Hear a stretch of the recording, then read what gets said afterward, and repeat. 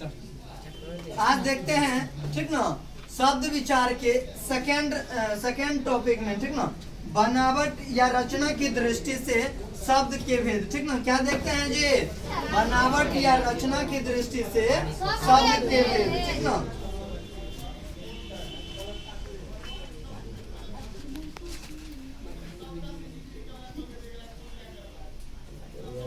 तो यानी कि बनावट किसे कहते हैं? शब्द अथवा वर्णों के मेल से नए शब्द बनने की प्रक्रिया को रचना कहते हैं। बनावट या रचना किसे कहते हैं? आज देखते हैं बनावट या रचना की दृष्टि से शब्द के कितने भेद हैं? तीन। कितने भेद हैं जी?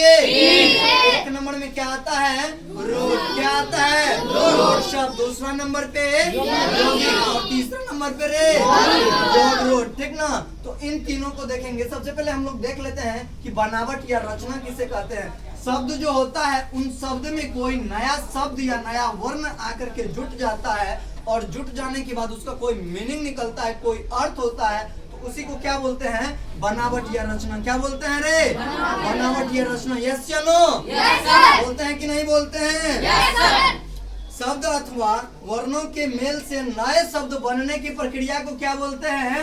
बनावट या रचना। शब्द अथवा, ठीक ना, नए शब्द अथवा वर्णों के मेल से नए शब्द बनने की प्रक्रिया को क्या बोलते हैं? क्या बोलते हैं रे? बनावट बोलते हैं। क्या बोलते हैं? बनावट या रचना। अब देखते हैं हम लोग, यानी कि बनावट या रचना की दृष्टि से शब्द को कितने भागों में बांटा गया है? तीन भागों में। कितने भागों में रे? तीन भागों में ना।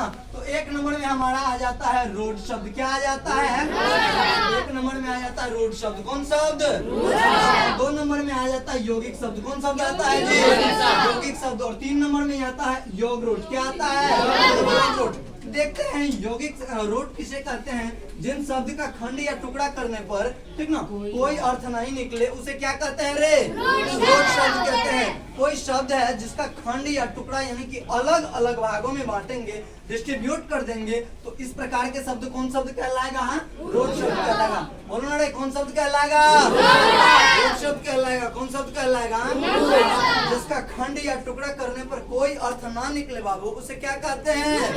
रूट शब्द कहते हैं। जैसे हम लोग घर ले लेते हैं। क्या ले लेते हैं? घर ले लेते हैं। इसको यदि हम अलग करेंगे, इनका संधि विच्छेद करेंगे, अलग अलग वर्णों में तोड़ेंगे, घ प्लस रो, बताइए इस घ एक वर्ण है और इस वर्ण का कोई अर्थ होता है, कोई मीनिंग होता है? कैसे में होता है जी? घ का होता है?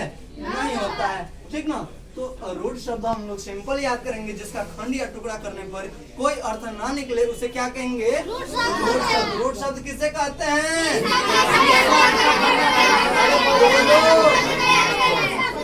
रूट शब्द किसे कहते हैं?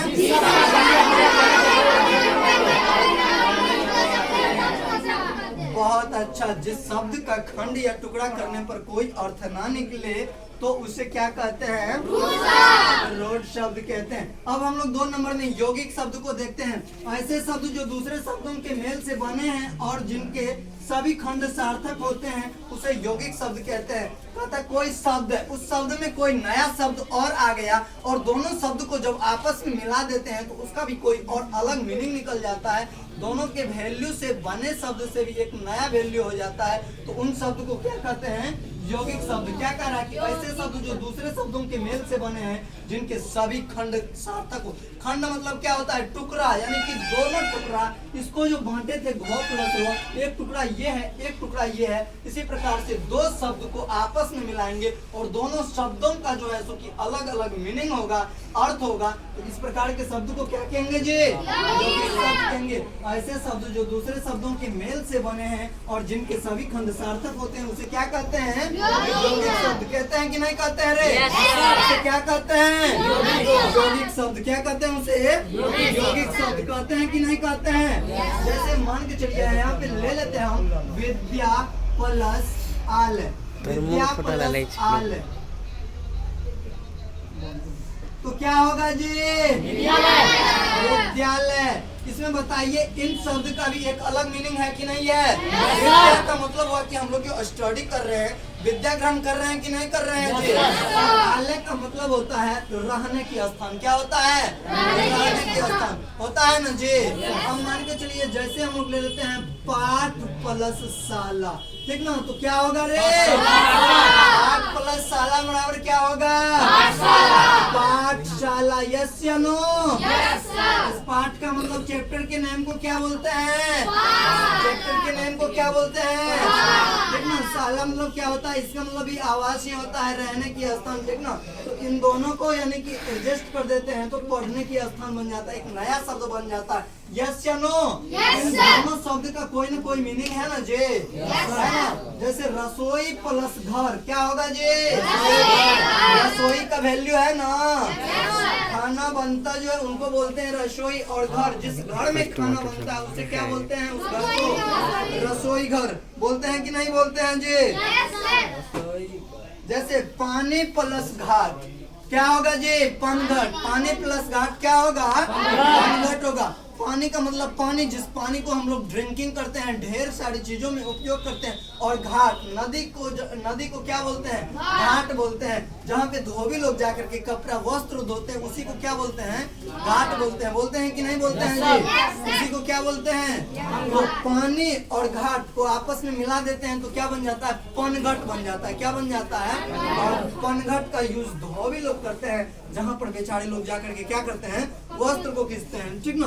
तो इस यौगिक को समझने में कोई दिक्कत नहीं ना। अब देखते हैं योग रूढ़ शब्द को। क्या देखते हैं? अरे बोलो ना रे। देखिए ऐसे यौगिक शब्द जो साधारण अर्थ को छोड़कर विशेष अर्थ ग्रहण करता है उसे योग रूढ़ शब्द कहते हैं। ऐसे शब्द जो यानी कि साधारण अर्थ को छोड़ करके, ठीक ना, अपने साधारण नॉर्मली अर्थ को छोड़ करके कोई विशेष अर्थ ग्रहण करता है उसे क्या कहते हैं? योग रूढ़ शब्द। जैसे मान के चलिए चतुर्भुज। चतुर्भुज किसके लिए उपयोग करते हैं? ब्रह्मा के लिए। किसके लिए जी? ब्रह्मा के लिए। नीलकंठ किसके लिए उपयोग करते हैं? चंद्रशेखर। यानी कि अपने विशेष रूप को छोड़ करके उसका कोई और मीनिंग हो जाता है। इन प्रकार के शब्दों को क्या बोलते हैं? योग रूढ़ शब्द। जैसे मान के चलिए चंद्रशेखर, यानी कि चंद्रशेखर किसको बोलते हैं? भगवान शंकर को। किसको बोलते हैं रे? भगवान शंकर को। यस या नो? बोलते हैं ना? बोलते हैं ना रे? और एगो दो एग्जाम्पल बताओ तुम लोग। हाँ, दशानन। दशानन किसके लिए उपयोग करते हैं? रावण के लिए, क्योंकि उसको तो 10 गो भुजा था। यानी कि अपने यानी कि अर्थ को साधारण अर्थ रावण को छोड़ करके यानी कि कुछ विशेष अर्थ मीनिंग बताता है, ठीक ना। यानी कि उन्हीं का सरनेम है, ठीक ना। जैसे चक्रधारी, ठीक ना। कौन चक्र धारण करता है? भगवान विष्णु। त्रिशूलधारी, कौन त्रिशूल धारण करता है? लंबोदर, ठीक ना।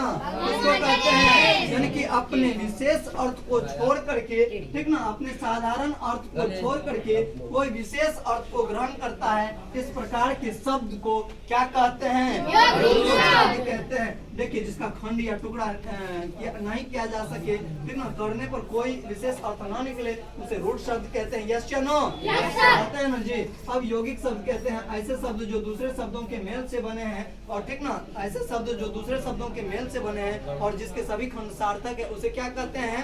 यौगिक शब्द कहते हैं। और यानी कि योग रूढ़ शब्द अपने साधारण समान अर्थ को छोड़ करके विशेष गुण अर्थ को बतलाता है, तो उस प्रकार के शब्द को क्या बोलते हैं? योग रूढ़ शब्द। जय हिंद।